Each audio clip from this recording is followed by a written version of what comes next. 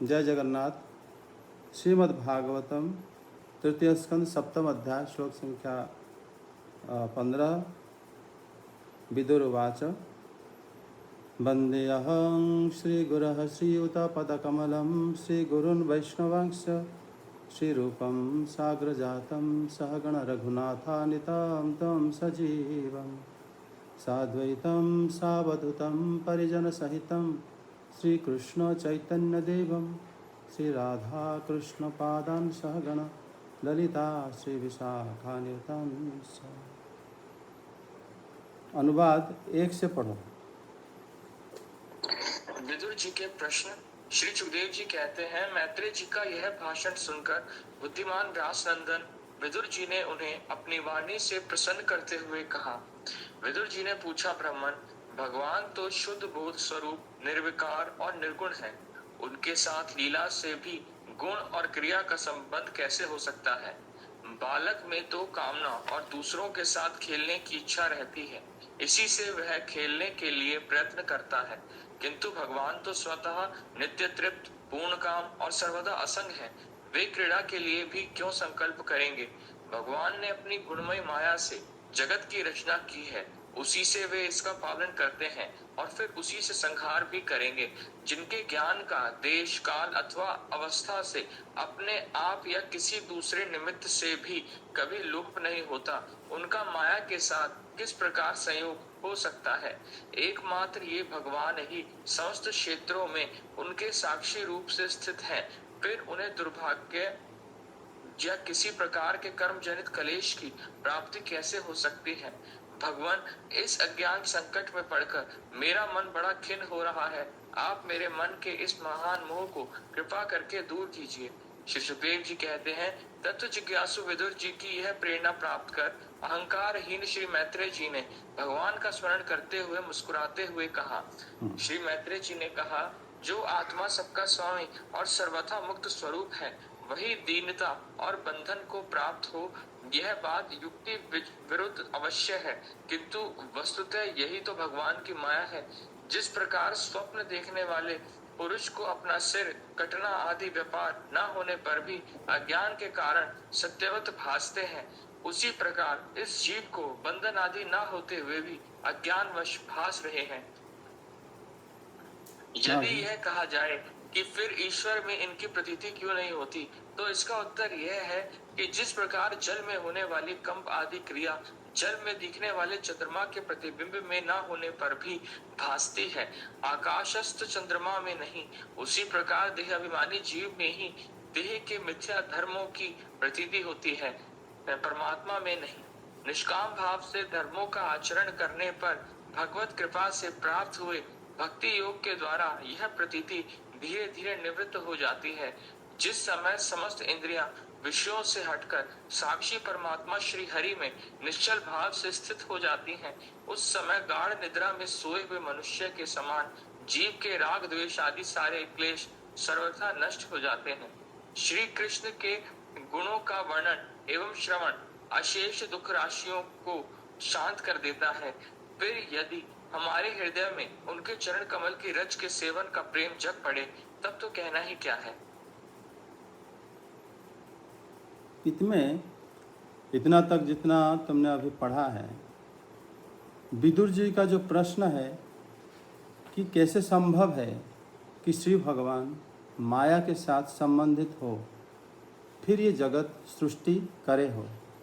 मैत्रेय जी सीधा उत्तर बड़े सुंदर ढंग से दे रहे हैं कि ईश्वरस्य कार्पण्यं बंधनम उतः, कि ये युक्ति विरुद्ध तो है ही, अनयन विरुद्धते यत् विमुक्तस्य ईश्वरस्य कार्पण्य बंधने उतः, ये युक्ति विरुद्ध होने पर भी यही सत्य है। भगवान के पास सब विरोधात्मक बात सत्य हो जाता है। ये अचिंत्य शक्ति से ही भगवान ये सृष्टि कर पाते हैं। ये बात श्री मैत्रेय जी उन्होंने इसी चर्चा में बताए हैं। जैसे अगर जीव गुणों से प्रभावित हो जाता है, तो ईश्वर जो जीव के साथ रहते हैं तो वो प्रभावित क्यों नहीं होते, उसका उत्तर भी श्री मैत्रेय जी बता रहे हैं। जैसे चंद्रमा और जल में प्रतिबिंब। जैसे ही वो हिलता है तब हिलता हुआ दिखता है, लेकिन चंद्रमा में कोई असर नहीं होता। उसी तरह परमात्मा सर्वत्र स्थिर रहने पर भी जीव के साथ जैसे लगता है कि जीव जैसे अज्ञान स्वरूप में अपनी परमात्मा की शक्ति को उपयोग करके देखना, सुनना और सारे इंद्रियों को उपयोग करना इत्यादि जो करता है, उसी से भी ये प्रतीत होता है कि वो माया में है। क्योंकि श्री भगवान एकादश स्कंद में जैसे श्री उद्धव जी को बताएं कि ये विद्या और अविद्या, मेरी ये जो शक्ति है, ये दोनों मेरी ही शक्ति है। तभी वहाँ पर श्री भगवान दोनों शक्ति के लिए एक वचन का व्यवहार करे हैं, अर्थात अविद्या और विद्या एक शक्ति है और जीव उसी का ही अधिकारी है। ये हम पिछले अध्याय में या पिछले क्लास में हम चर्चा करे हुए थे। श्री भगवान के ये जो शक्ति है, जीव के पास मुक्त शक्ति अर्थात विद्या रूपक शक्ति भी बड़े आसानी से आ सकता है, और अविद्या में तो जीव रहता ही है, और दोनों एक ही शक्ति का प्रकाश है। ये श्री भगवान ने श्री उद्धव जी को बोले हैं। इससे जीव को स्वयंपाद बताते हैं कि जीव, इससे पता चलता है कि जीव मुक्त की अधिकारी है, विद्या की अधिकारी है। अविद्या उसके ऊपर प्रतीत होता है, वह आरोपित हुआ है, या गलती से वो सोच बैठा है कि मैं अज्ञान में हूँ, और या मैं अंधकार में हूँ, या मैं अविद्या में मैं ढका हुआ हूँ। वास्तव में विद्या उसका स्वरूपगत पहचान है जीव का। इसलिए श्री भगवान यहाँ पर वो श्री उद्धव जी को ऐसे बताए हैं। यहाँ पर श्री मैत्रेय जी ने अभी बताते हैं कि मुरारे है गुणानुवाद श्रवणम अशेष संक्लेश समं विद्यते। जब हम श्री मुरारी के गुण अनुवाद को श्रवण करते हैं तो अशेष संक्लेश समं, सभी प्रकार की क्लेश नाश हो जाता है, समं हो जाता है। तत्चरणारविंद पराग से बरती आत्मा लब्धा पुनः कुतः। अगर उनके चरण कमलों में अगर हमारा रति उत्पन्न हो जाए तो फिर और क्या कहना है। खाली श्रवण मात्र से हमें एक प्रकार को क्लेश को नाश कर देता है। आगे श्री विदुर जी कहते हैं, संचिन्नः संशयो मह्यं तव सुक्तासिना विभो उभयत्रापि भगवन् मनो में संप्रधावती। अनुवाद।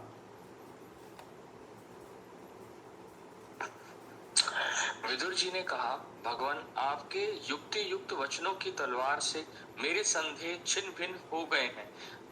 अब मेरा चित्त भगवान की स्वतंत्रता और जीव की परतंत्रता दोनों ही विषयों में खूब प्रवेश कर रहा है। मतलब अविद्या के बंधन में पड़कर अज्ञान और कष्ट का जो अनुभव होता है, जो उनका संदेह था, वो उनका दूर हो गया। वास्तव में कोई कष्ट या वास्तव में किसी भी प्रकार की अज्ञान जीवों को ग्रास नहीं कर पाता, लेकिन ये प्रतीत होता है, दिखता है, या गलती से हम उसको सोच बैठते हैं, ऐसा समझना चाहिए। लेकिन श्री मैत्रेय जी इसको सुंदर ढंग से उसके उत्तर दे दिए। विदुर जी आगे पूछ रहे हैं, साध्वे तद व्याहुतं विद्वान्त्मा माययानं हरेः अभायत पार्थं निर्मूलं विश्वमूलं न यद्वहि। यस्वमूढतमलोक यस्य वृद्धेः परंगतः तावुभौ सुखमेधेते क्लेश्यन्त्यन्तरितो जनः। अनुवाद। विद्वान, आपने यह बात बहुत ठीक कही कि जीव को जो क्लेश आदि प्रतीति हो रही है, उसका आधार केवल भगवान की माया ही है। वह क्लेश मिथ्या एवं निर्मूल ही है, क्योंकि इस विश्व का मूल कारण ही माया के अतिरिक्त और कुछ नहीं है।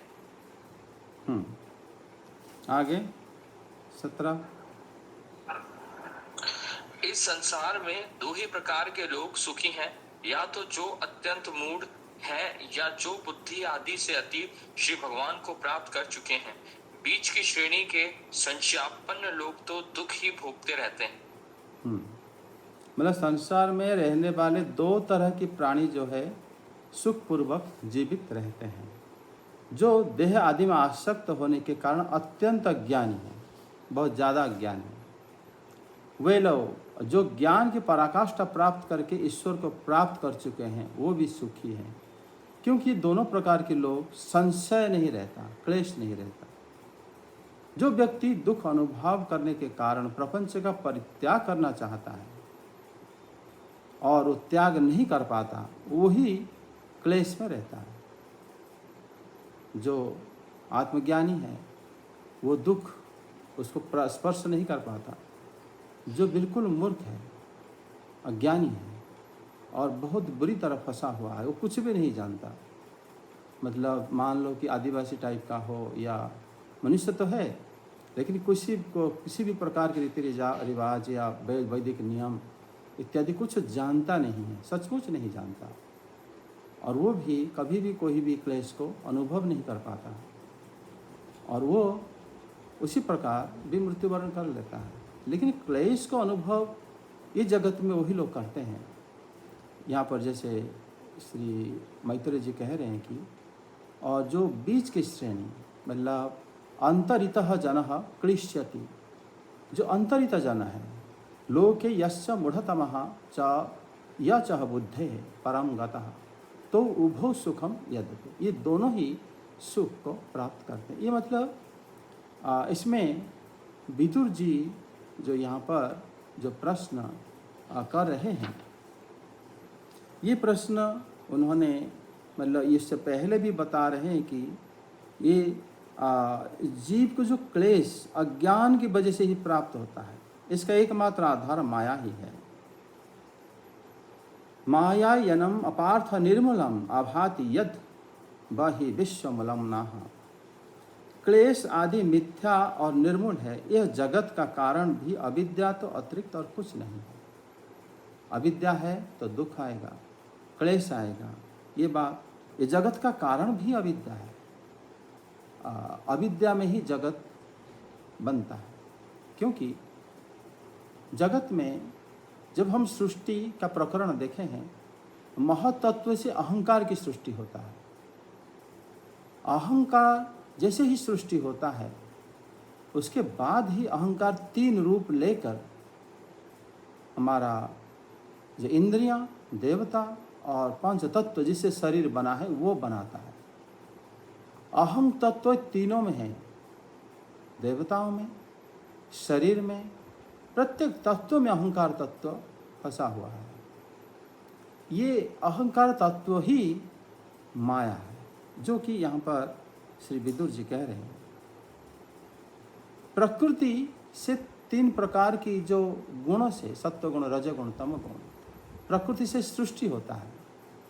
लेकिन जो माया है वो जीव के अंदर व्याप्त होता है, प्रकृति के अंदर नहीं। प्रकृति दुख और सुख कुछ अनुभव नहीं कर पाता, वो सृष्टि करता है और पालन करता है, पालन करने के लिए सब कुछ रखता है और ध्वंस भी कर देता है। लेकिन जीव जैसे ही माया में रहकर अनुसंधान करता है, मुक्ति का उपाय ढूंढता है और उसी हिसाब से कर्म करता है, वैदिक नियम को समझने के प्रयास करता है, गुरु के मुख से जाकर मुक्ति का उपाय पूछता है और उसी पाथ पे अग्रसर हो जाता है। ये सब जो है भगवान की माया ही है, जो उसको इससे दूर भी रख सकता है, इसके पास भी ला सकता है। वो जीव का अपने स्वभाव और कर्म के हिसाब से ही उसको प्राप्त हो ही जाता है। श्लोक 18 में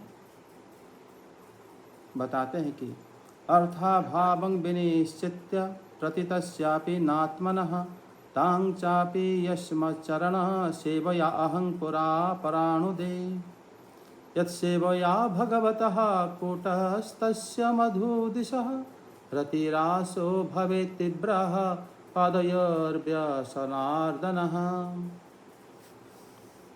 अनुवाद करो 18-19।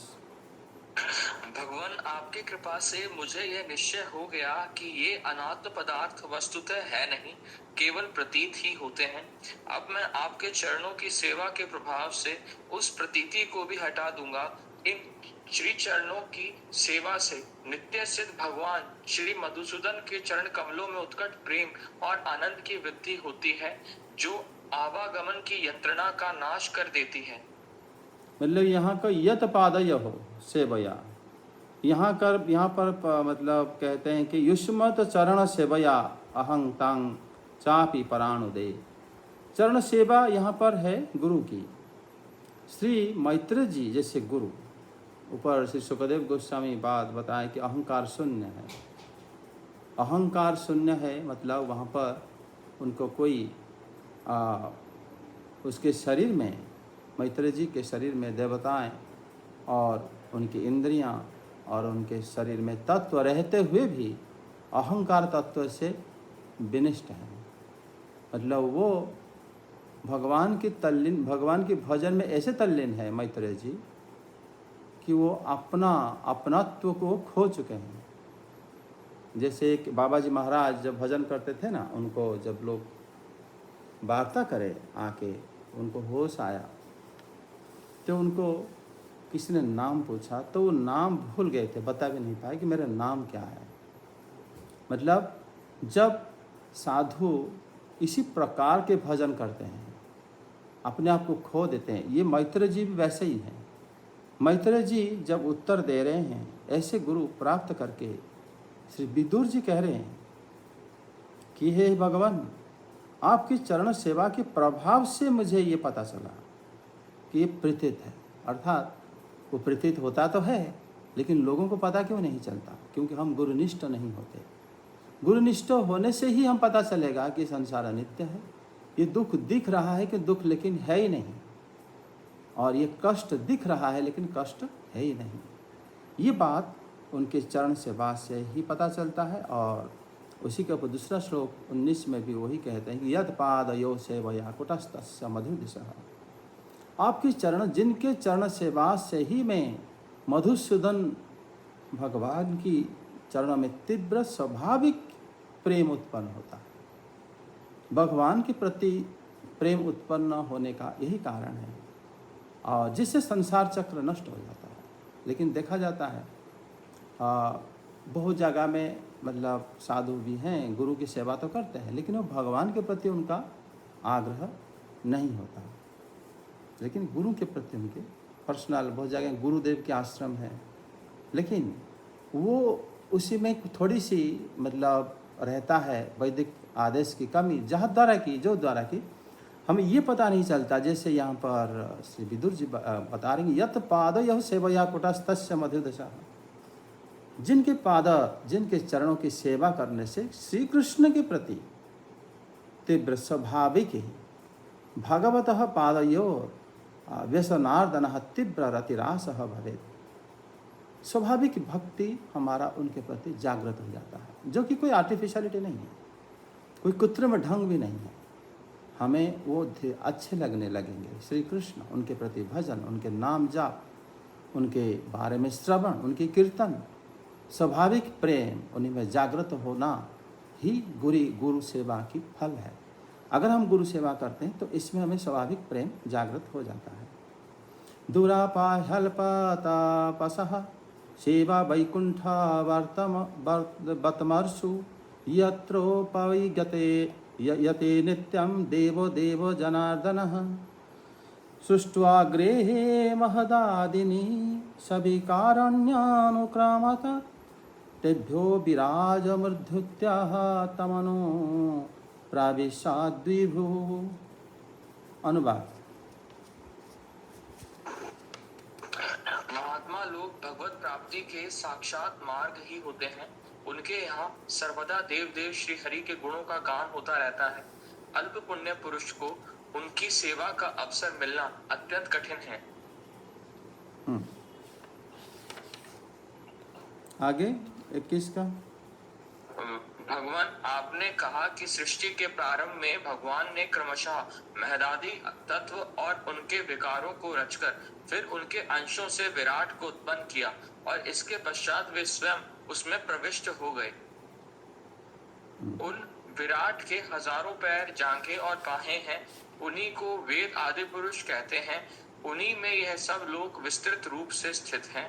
उन्हीं में इंद्रिय विषय और इंद्रियाभिमानी देवताओं के सहित 10 प्रकार के प्राणों का, जो इंद्रिय बल, मनोबल और शारीरिक बल रूप से 3 प्रकार के हैं, आपने वर्णन किया है।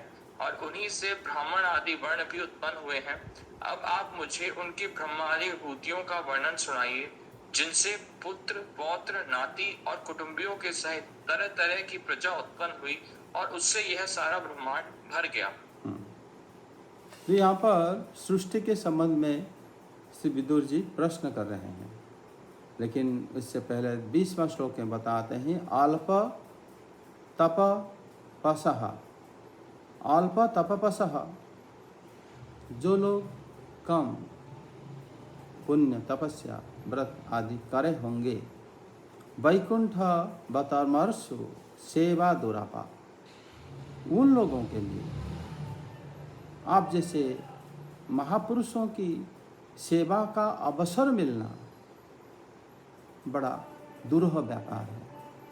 तत्र देव देव जनार्दन नित्यम उपगीयते, और उनका एक लक्षण भी है, वो महात्मा हमेशा ही आराध्य श्री कृष्ण की, श्री भगवान की गुणगान में रत रहते हैं। यही लक्षण है उनका। श्रीधर स्वामी पाद बताते हैं कि महत् महत् सेवया हरि कथा श्रवणम ततो हरो प्रेम तेन च देहद्य अनुसंधानमपि निवर्तते इति।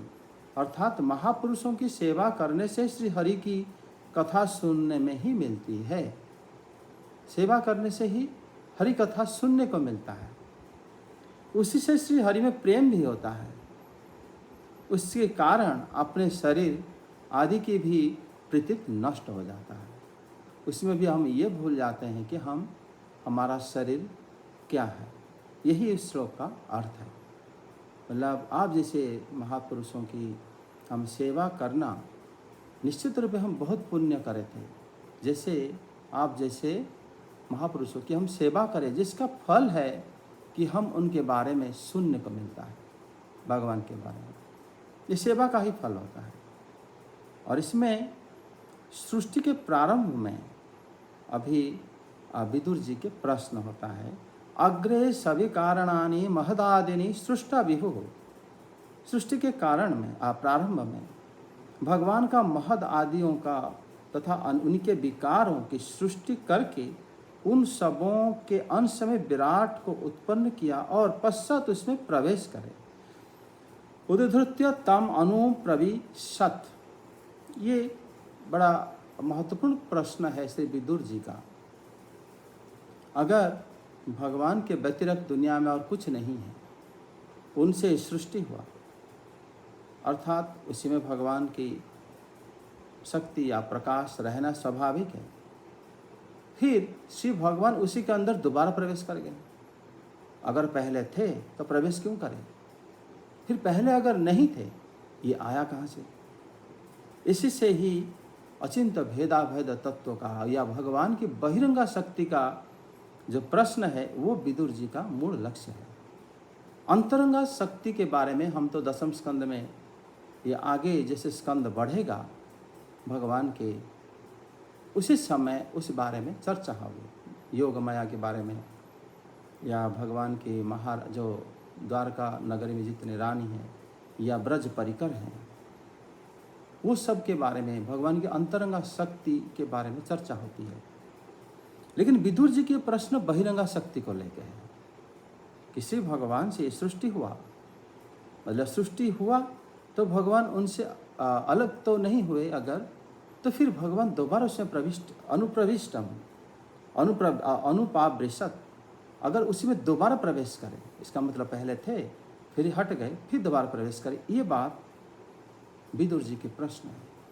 सृष्टि में बहिरंगा शक्ति को जानना इसलिए जरूरी है क्यों? बहिरंगा शक्ति से हम लोग सीधा सीधा जुड़े हुए हैं। अंतरंगा शक्ति तो हम कल्पना करते हैं या हम गुरुमुख से सुन के समझते हैं, लेकिन बहिरंगा शक्ति के साथ ही हम लोग रहते हैं। बहिरंगा शक्ति के साथ ही हम सारे कार्य करते हैं। बहिरंगा शक्ति ही क्रिया स्वरूपा है, क्योंकि मतलब उसी में ही सृष्टि स्थिति साधन शक्ति रेखा छाया वजस्य विवनानि विभर्ति दुर्गा। ब्रह्म संहिता में कहा गया है, भगवद गीता में भी भगवान बताते हैं ना कि दैवी हसी गुणमयी ममो माया दुरोतया। जो एक दूसरी जगह में बताते हैं कि माँ में वज प्रपद्यन्ते माया में तरंती ते। अगर इस प्रकार जो माया की जो मेरी माया जो है वो सृष्टि स्थिति मतलब प्रालन आदि करके, सृष्टि स्थिति प्रलय करके सारे कार्य वही करती है, लेकिन अहंकारी जीव सोचता है कि मैं करता हूँ। प्रकृति क्रियमाणानि गुणैः कर्माणि सर्वशः अहंकार विमूढ़ आत्मा करता हम इति मन्यते। अहंकारी जीव अर्थात मायाग्रस्त जीव, अज्ञानग्रस्त जीव, वो समझता है कि मैं करता हूँ। वास्तव में वो करता नहीं है, माया ही करता है। त्रिगुणमयी माया ही करता है। क्यों? क्योंकि त्रिगुणमयी माया में ही ये शक्ति है कि वो सृष्टि करे या पालन करे या संहार करे। ये तीनों कार्य हम लोग कर रहे हैं। हम अगर कोई वस्तु जिसे खाना बना रहे हैं, हम अगर कार्य कर रहे हैं, वो कार्य पहले से ही बनाया जा चुका है। ये दुनिया में जैसे सृष्टि हुआ, सारे वस्तु की सृष्टि हुई, तुमने एक नया सृष्टि करा, कोई नया पदार्थ को बनाने के प्रयास करा, इसके अंदर सारे उपकरण, तुम्हारी प्रेरणा, तुम्हारी ज्ञान, ये सब माया बस ही है। ये प्रकृति ने कराया है।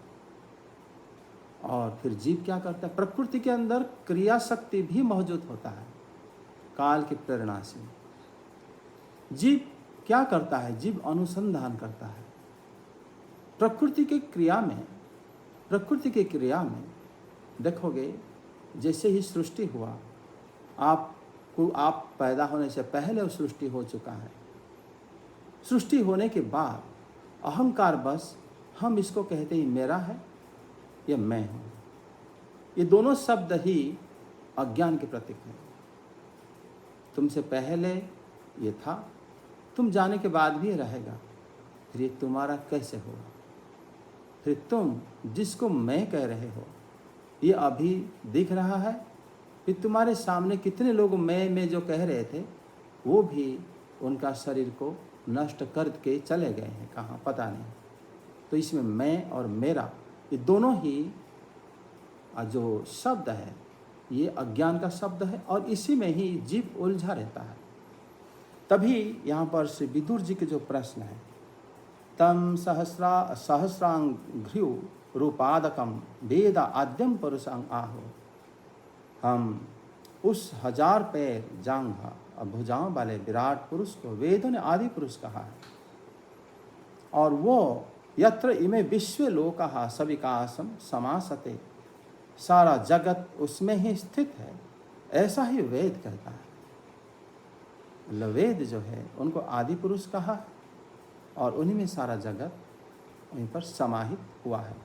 ऐसा ही यहाँ पर श्री विदुर जी वेदों का ज्ञान का सहारा लेकर कह रहे हैं कि वेद में ऐसा ही वर्णन किया गया है कि वो जो विराट पुरुष हैं, जिनके 1000 मुख हैं, 1000 जांघ हैं, 1000 पैर हैं, अर्थात क्या है, वो इतने मुखों में देख सकते हैं, इतने हाथों में वो सारे कार्य कर सकते हैं, इतने जांघ में वो हर जगह जा सकते हैं। वो उसी को ही आदि पुरुष कहा गया है, और हम उन्हीं के बाद ही प्रकट होकर इस जगत में।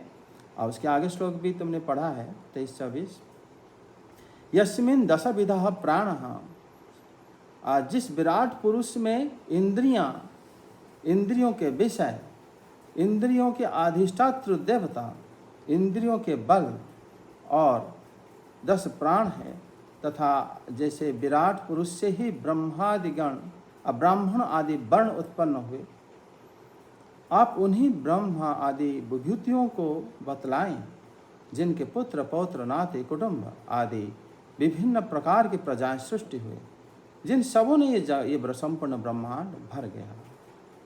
मतलब यहाँ पर वो जानना चाहते हैं कि वो ब्रह्मादि आदि विभूति जिनसे सृष्टि हुआ, उन्हीं से ही जो विसर्ग शब्द, सर्ग और विसर्ग, जिससे सृष्टि विस्तार लाभ करा, उसी के बारे में ही श्री विदुर जी के प्रश्न है कि आप बताएं। पहले तो विराट पुरुष के अंदर सब कुछ था, वहीं से सब कुछ आया। विराट पुरुष के अंदर सब कुछ जब था, वो किस अवस्था में था? वो अपने निजत्व, अपने अहंकारत्व को विलीन करके वहीं पर स्थित रहते थे। उनका किसी भी प्रकार का कोई भी पहचान ही नहीं था। अनंत जीवों का अनंत प्रकार की वासनाएं, कामनाएं इत्यादि है। जैसे ही वो महाप्रलय में जब हम श्री भगवान के अंदर प्रवेश कर जाते हैं, सब सृष्टि अव्यक्त हो जाता है। अव्यक्त होने के बाद उसका गुण बा उसका सारे इंद्रियां बा उसके सारे जो इसे बताया गया है कि उनके इंद्रिया अधिष्ठात्र देवता और प्राण इत्यादि, उस सब अपने अहंकार को खोकर उनके अंदर चले जाते हैं। तभी उनका पहचान नहीं रहता। उसी प्रकार जैसे अनेक नदी समुद्र के अंदर जब चले जाते हैं, समुद्र के अंदर उनको पहचान नहीं पाओगे। ये नर्मदा की जल था, ये भीमरथी चंद्रभागा की था या गोदावरी की थे, ये उसके अंदर को डिस्टिंग्विश नहीं पता चलेगा। लेकिन श्री भगवान के अंदर जब महाप्रलय में सब विलीन हो जाते हैं, सृष्टि बिल्कुल एक अर्णव जल में जब भगवान शयन करते हैं, उसी समय उन सृष्टि की सब कुछ उनके पास, क्योंकि वहाँ का अहंकार ही नहीं था, उनकी निजत्व नहीं था, उस सब कुछ विलीन होकर एक रस में रहते हैं। लेकिन जब सृष्टि होता है, पहले श्री हरि मतलब ईक्षण के माध्यम से काल को सृष्टि करके, काल से ही प्रकृति के सम्मिश्रण करा के अहंकार महत्त्व को जन्म दिए, महत्त्व ने अहंकार को जन्म दिया और अहंकार के अभिमानी देवता रुद्र हुए। अहंकार जैसे ही प्रकट हुआ, सबके अपनत्व प्रकट हो गया। फिर वहीं पर विभाजन हो गया, सत्वगुण, रजगुण, तमगुण, एवं उसके बाद ही सृष्टि आगे बढ़ा। ये सभी बात श्री विदुर जी के प्रश्न के पीछे कारण है। बहिरंगा शक्ति कैसे कार्य करते हैं भगवान, जब श्री भगवान उनसे सीधा सीधा संबंध नहीं है, लेकिन श्री भगवान के बिना वो हो भी नहीं पाता है। ये जानने के लिए ही कि भगवान की अचिंत्य शक्ति कैसे कार्य करता है, ये श्री विदुर जी के प्रश्न यहाँ पर है। और उसके बाद फिर ये संपूर्ण ब्रह्मांड भरा हुआ है, भर गया, तो उसी के बारे में भी विदुर जी के प्रश्न है। फिर उसके आगे आज यहीं पर विश्राम देते हैं। श्लोक 24 तक आज हुआ, फिर आगे कल करेंगे। हरे कृष्णा, जय जगन्नाथ। जय जगन्नाथ सर। हरे कृष्णा सर।